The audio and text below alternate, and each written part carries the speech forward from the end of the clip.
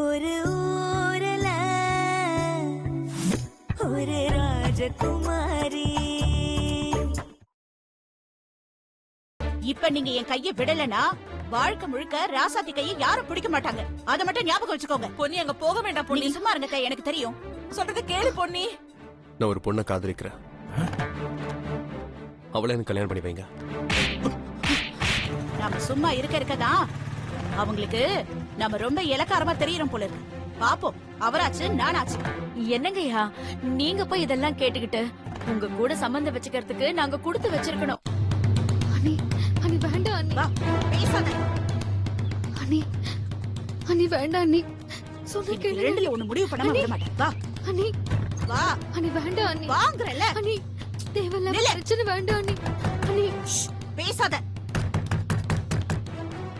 தம்பி, நாளைக்கு நல்ல நேரம் எப்பன்னு பாரு, எல்லாரும் போயிட்டு வந்துடலாம். அனி சொன்னா கேளுங்க. யார் இந்த நேரத்துல? நீங்க இருங்க தம்பி. நல்ல விஷயம் பேசிட்டு இருக்கிறப்போ யாரோ கதவை தட்டுறாங்க. நான் போய் பாக்குறேன். சரி.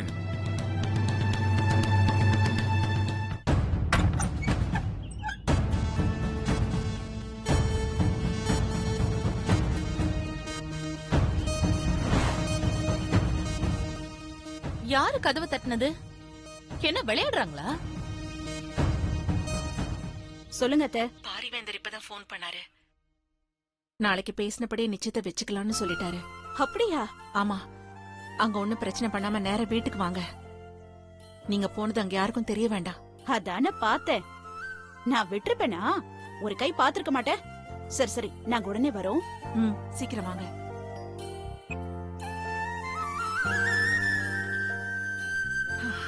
கடவுளே, என்ன அப்படி பாக்குற? நாளைக்கே உன் நிச்சயதார்த்தம் நடக்கிறது உறுதியாயிடுச்சு. இப்பதான் அத்தை சொன்னாங்க. ஏய், என்ன சந்தோஷமான விஷயம் சொல்லிட்டு இருக்க? மூஞ்ச ஊமன வச்சுக்கிட்டு இருக்க? சரி சரி, வா, நிறைய வேலை இருக்கு வீட்டுல பாக்குறதுக்கு. யாருக்கும் தெரியாம போயிடலாம். வா வா வா.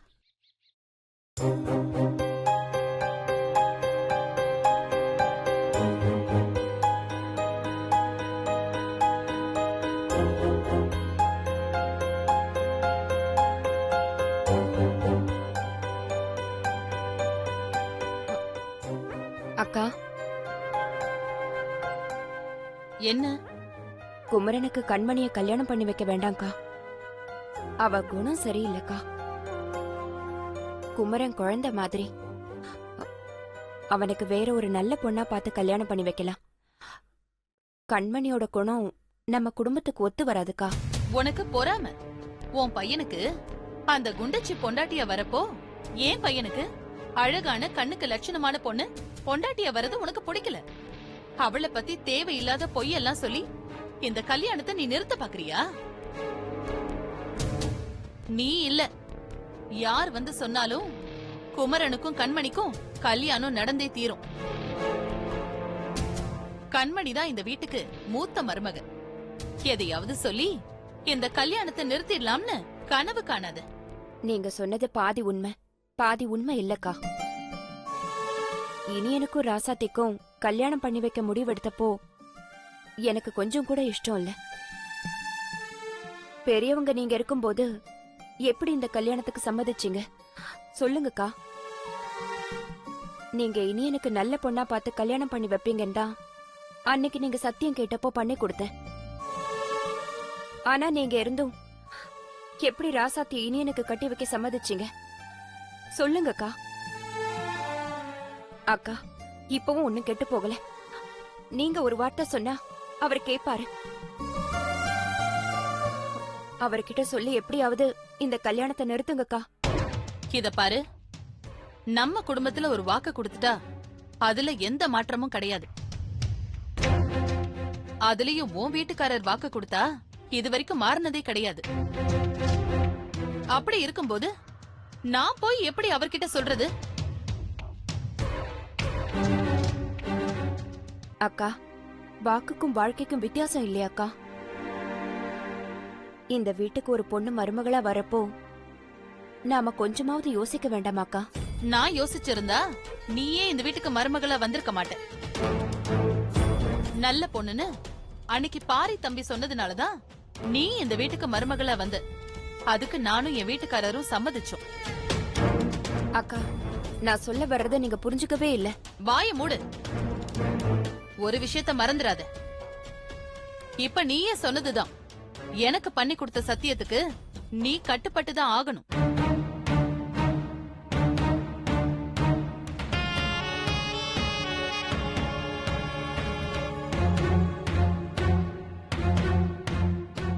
இங்க நான் சொல்றதுதான் நடக்கும்.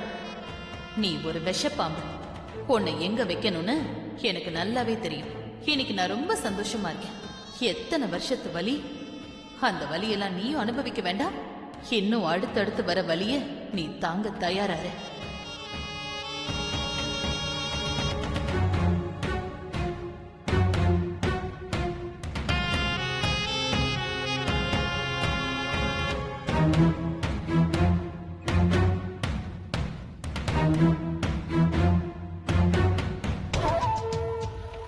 ஹலோ, சொல்லுங்கம்மா. நான் பெரிய வீட்ல இருந்து பேசுறேன். நிச்சயதார்த்த மோதிரம் செய்ய சொன்னமே, ரெடி ஆயிடுச்சா? தங்க உருக்கியாச்சுமா. நல்ல நேரம் பார்த்து செய்ய ஆரம்பிச்சிருவோம்மா. அளவெல்லாம் வந்துருச்சுல? அதெல்லாம் வந்துருச்சுமா, செய்ய வேண்டியதுதான் பாக்கி. அதுல ஒரு சின்ன திருத்தம். பொண்ணுங்களுக்கு செய்யற மோதிரத்துல ஒண்ணு சின்னதா செஞ்சிருங்க. என்னம்மா சொல்றீங்க? பாரி ஐயா எதுவும் சொல்லலீங்களே. ஏன்? அவர் சொன்னாதான் செய்வீங்களா? நான் சொன்னா செய்ய மாட்டீங்களா? இருந்தாலும் திடீர்னு மாத்தி செய்ய சொல்றப்போ அவர்கிட்ட ஒரு வார்த்தை கேட்டுக்கிட்டா நல்லது இல்லையா? அவர்கிட்ட கேட்டா இதுதான் என் குடும்பத்துல இருந்து வர கடைசி ஆர்டரா இருக்கும், பரவாயில்லையா? ஆமா. அப்ப நான் சொன்ன மாதிரி செய்யுங்க. என்னம்மா? இந்த விஷயம் வேற யாருக்கும் தெரியக்கூடாது. சரிம்மா. இந்த வீட்ல நான் என்ன சொன்னாலும் நம்புவாங்க. இத நீங்க செய்யலனா நான் என்ன வேணாலும் சொல்லுவேன். ஜாக்கிரதை. சரிங்கம்மா.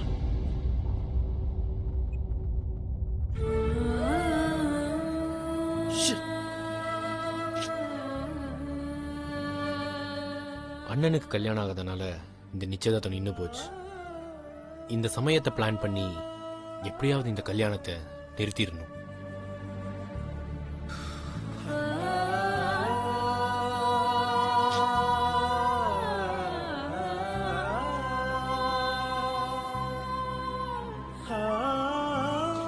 நீ எல்லாம் இருந்து எப்படிமா இந்த கல்யாணத்துக்கு சம்மதிச்ச? இனியா,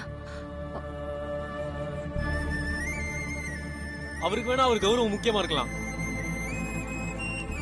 அதுக்காக என் வாழ்க்கையெல்லாம் பணைய வைக்க முடியாதுமா. அவர் வாக்கு கொடுக்கும் போது நீயாவது தடுத்துக்கலாம்ல. ஏமா விட்ட?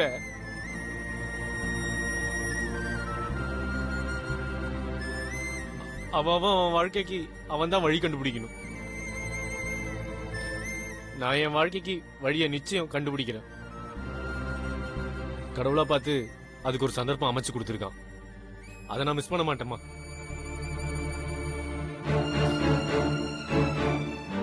குமரனுக்கு பொண்ணு பார்த்து நிச்சயம் பண்றதுக்குள்ள இதுக்கு ஒரு வழியை கண்டுபிடிச்சு கல்யாணத்தை நிறுத்தி காட்டுறேன். அதுக்கு டைம் இல்லப்பா. குமரனுக்கும் பொண்ணு பார்த்தாச்சு.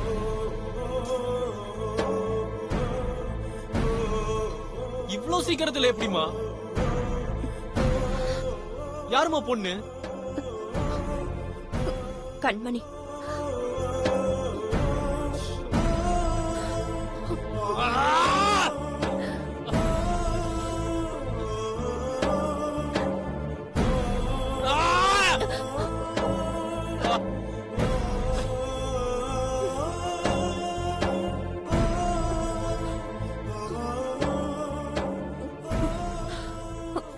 அப்பா ஒரு முடிவு எடுக்கிறாருன்னா எல்லா விஷயத்தையும் தீர ஆராய்ஞ்சிட்டு தான் எடுப்பாரு.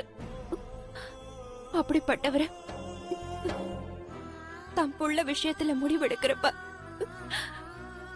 எவ்வளவு யோசிச்சிருப்பாரு.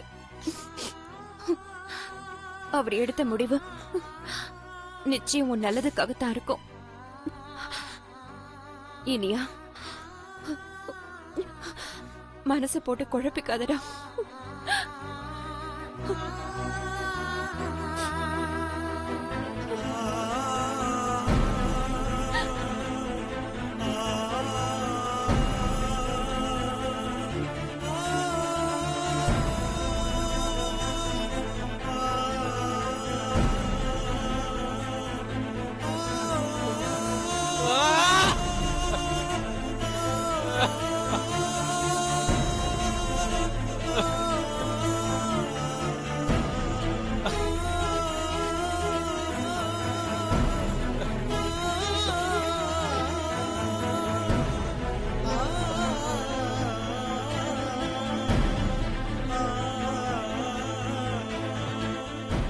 என்ன பெத்தவங்க என் வாழ்க்கைய பத்தி நினைக்காத போது நான் மட்டும் ஏன் அவங்க வாக்க பத்தி நினைச்சு பார்க்கணும்? நடக்காது. நிச்சயம் இந்த நிச்சயதார்த்தத்தை நிப்பாட்டுவேன். நடக்க விட மாட்டேன். நடக்க விட மாட்டேன். நம்ம சீக்கிரம் வந்ததே நல்லதா போச்சு. ஐயோ கண்மணி, எங்கடி போயிருந்தீங்க? ஐயோ எனக்கு கையும் உள்ள காலும் உள்ள. என் செல்லம். ஐயோ என் பொண்ணு அதிர்ஷ்டசாலி. என்னால சந்தோஷத்தை தாங்க முடியலடி. என்னம்மா இவ்ளோ ஐயோ, சந்தோஷமா எனக்கு இருக்க? ரொம்ப சந்தோஷமா இருக்குடி. இங்க பாருங்க, பாரிவேந்தர் ஐயா போன் பண்ணாரு. பாரிவேந்தரா? அவர் வீட்டுக்கு உன்னை மருமகளாக்க சம்மதமானு கேட்டாரு.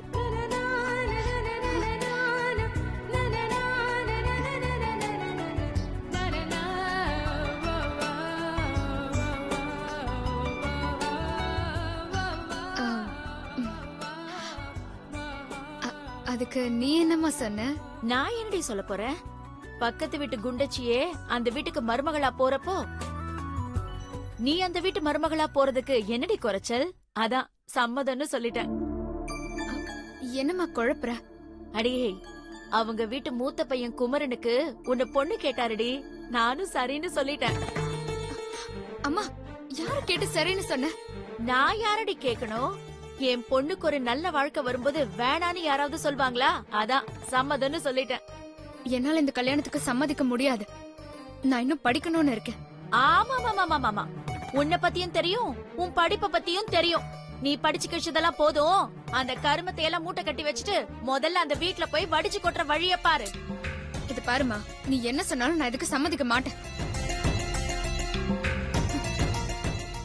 அடியே, இங்க யாரும் உன் சம்மதத்தை கேட்கல. உனக்கு தகவல் தான் சொல்றேன். நான் அவங்க கிட்ட சொன்னபடியே நாளைக்கே உனக்கும் குமரனுக்கும் நிச்சயம். அடுத்த முகூர்த்தத்திலே கல்யாணம். இத யாராலையும் மாத்த முடியாது. ஏய், அவளுக்கு எடுத்து சொல்லுடி. எனக்கு நிறைய வேலை இருக்கு.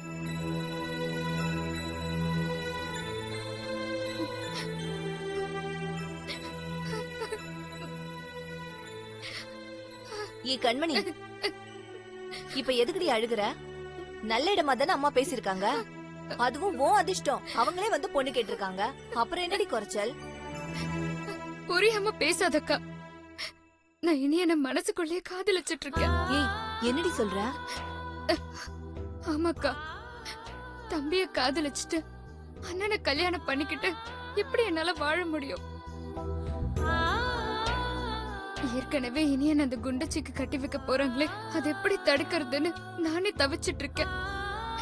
இப்போ அம்மா வந்து என் தலையில கல்ல தூக்கி போடுறாங்க. உன் காதல்ல நீ ஸ்ட்ராங்கா இருக்கல? ஆமா.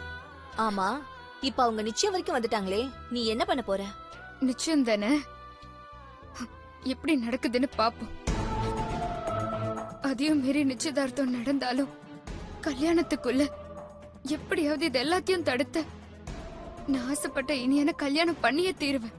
அது எப்படி முடியும் கண்மணி? ஏன் முடியாது? சங்கர் ராசாத்தி கல்யாணம் அது நிக்கும்னு நம்ம யாராவது நினைச்சு பார்த்தோமா? அதே மாதிரி இதையும் நிப்பாட்ட நான் என்ன வேணாலும் செய்வேன்.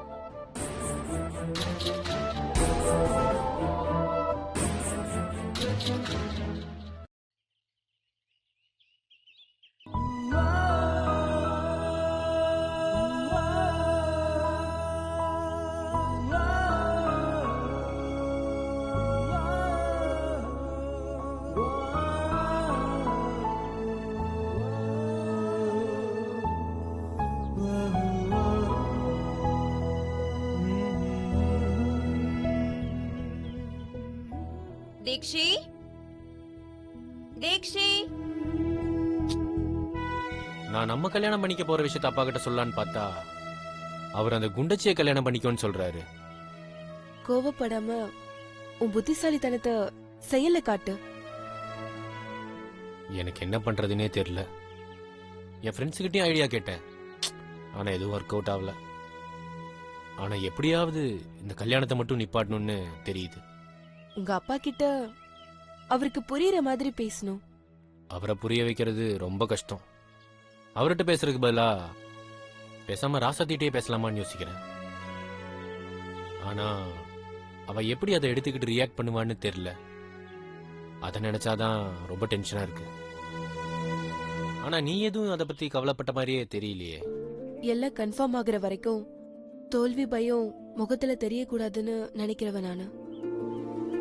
அதத்தான் நானும் திங்க் பண்ணிட்டு இருக்கேன். தீக்ஷி, என்ன கொஞ்ச நேரம் தனியா விடுறியா?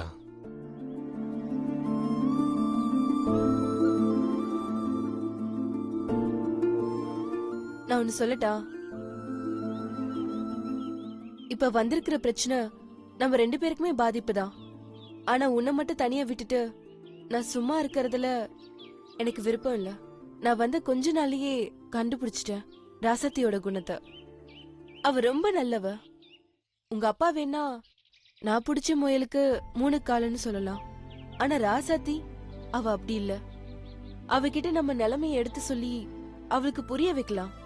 அதனால நானே அவகிட்ட போய் பேச போறேன். நீ என்ன சொல்ற?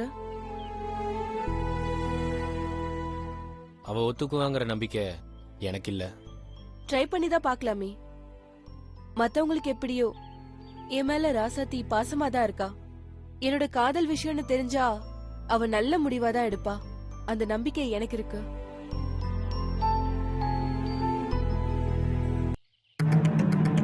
எங்க போனா இவ? தீக்ஷி, தீக்ஷி. இதை மட்டும் அவகிட்ட பேசி நீ சம்மதிக்க வச்சுட்ட. இந்த உலகத்துல என்ன விட சந்தோஷப்படுற ஆளு வேற யாரும் இருக்க மாட்டாங்க.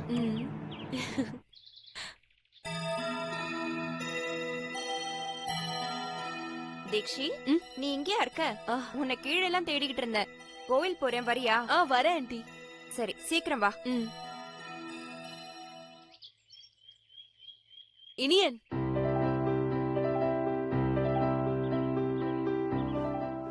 ஆண்டி கோவிலுக்கு கூப்பிட்டாங்க. இந்த சான்ஸை யூஸ் பண்ணி ராசாத்தி பார்த்த விஷயத்தை கேட்டு வந்துடுறேன்.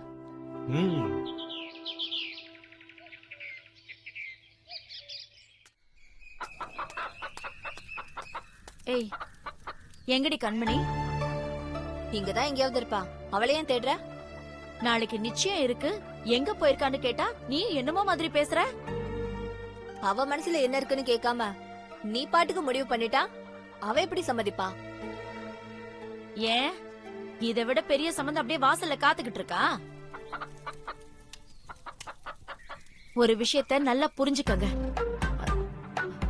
உங்க அப்ப ஓடி போன விஷயம் இந்த ஊர்ல யாருக்கும் தெரியாம மறைச்சு வச்சிருக்கேன். ஆனா அந்த விஷயம் அந்த பெரிய வீட்டுக்கு கண்டிப்பா தெரிஞ்சிருக்கும்.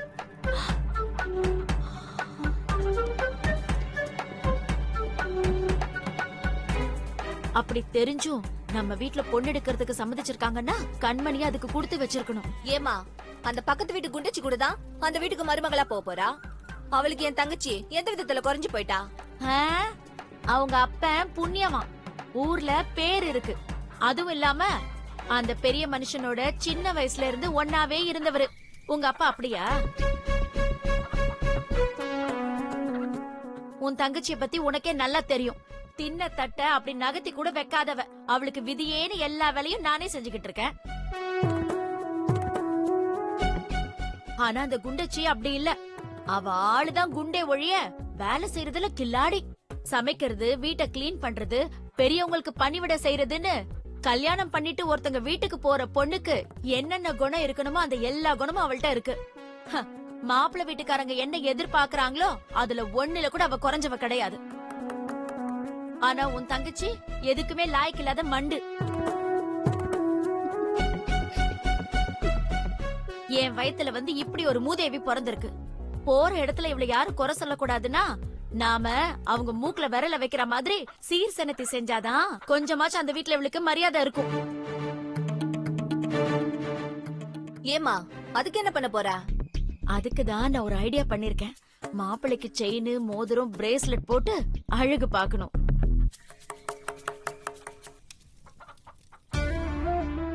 பத்தும் பத்தாதைக்கு சீர்சனத்தைய நம்ம சக்திக்கு மீறி செய்யணும்னு நான் முடிவு பண்ணிட்டேன். ஏமா, இது உனக்கே அநியாயமா தெரியல? நானும் உன் வயித்துல தானே பிறந்தேன். ஏன் கல்யாணத்துல இதெல்லாம் உனக்கு செய்யணும்னு தோணுச்சா? ஏண்டி உன் மாமியார் வீடும் இவங்களும் ஒண்ணா? உன் வீட்டுக்கார சாதாரண கம்பெனில கிளர்க்கா வேலை செய்யறான்.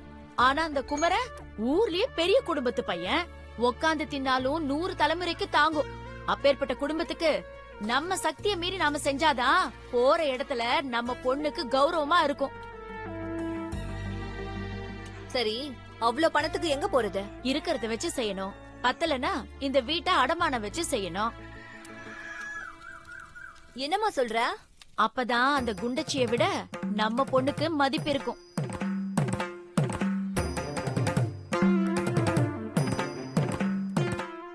இப்ப இருக்கிற மாதிரியே அந்த குண்டச்சி நம்ம பொண்ணுக்கு அடங்கி இருப்பா. ஓஹோ, நீங்க அப்படி ஐடியா பண்றீங்களா? நான் யாருங்கறத காட்டுறேன்.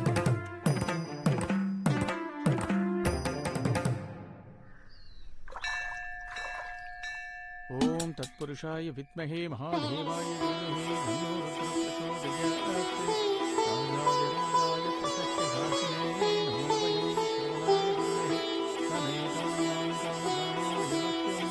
ராமேஸ்வரோ வைஸ்ரவணோ ததாமி குபேராய விஷ்ணுவர்ணாய மகாராஜாய நமः. மனசுல இருக்கிற கஷ்டத்தை கொட்டி தீக்கலான்னு கோவிலுக்கு வந்தா கஷ்டத்தோட மூலமே எங்க கண்ணுல படுது. கும்பிட போன தெய்வம் குறுக்க வந்த மாதிரி நான் பார்க்கணும்னு நினைச்ச ராசாத்திய ஒரு சன்னிதானத்துல வச்சு காமிச்சிட்டிய சாமி. இதே மாதிரி அவன் மனசுல பூந்து நான் சொல்றதுக்கு சரின்னு தலையாட்ட வச்சிரு.